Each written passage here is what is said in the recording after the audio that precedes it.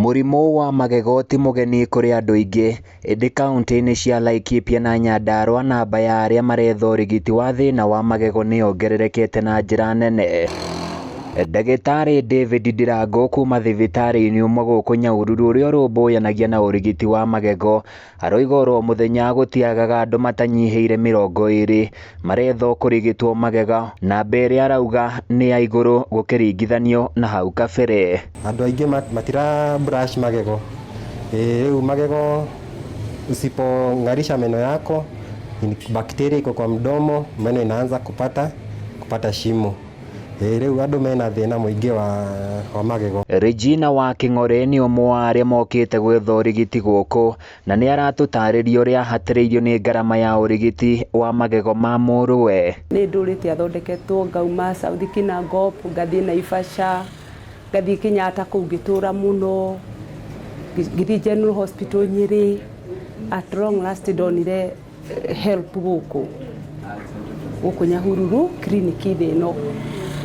Nĩkuo ndonire ũteithio wakwa na nĩguo ateithĩkĩire, na arĩ mũru piũ magego, koguo nĩ abataraga alignment. Regina aroiga thutha wake kuona ndariri cia gũthũka kwa magego ma mũrũwe ndatindanĩire na mũhũthio wake ũgĩcũngĩrĩria ngarama ya igũrũ na makĩria, na thĩna ũyũ ũgakorwo woete ihinda iraihu ũgĩgathira. Mathũkire makĩmera gũkũ ũguo, makĩmererera gũkũ, no ndieciragia nĩ magathũka ke kanini, tĩ magakinya ũguo.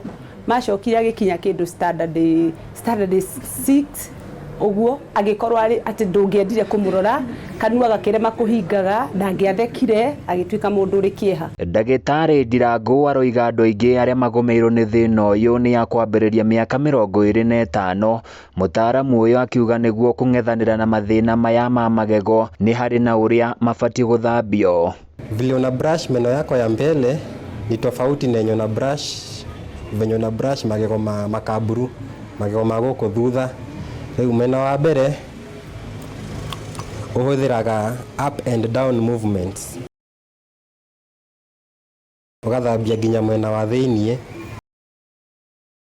tũgacoka tũgathiĩ gũkũ thutha magego hena surface ya igũrũ na gũkũ mwena-inĩ. Gũkũ igũrũ gwĩtagwo back and forth movements. Mũingĩ ũgĩtĩkĩra kũrũmĩrĩra mĩtaratara ĩyo thĩna wa magego waya kũnyiha gũkũ kaunti-inĩ ya Laikipia. Handũ-inĩ ya Kameme TV kuma Nyahururu kaunti-inĩ ya Laikipia, niĩ na niĩ njĩtagwo Francis Mwangi wa Wawĩra.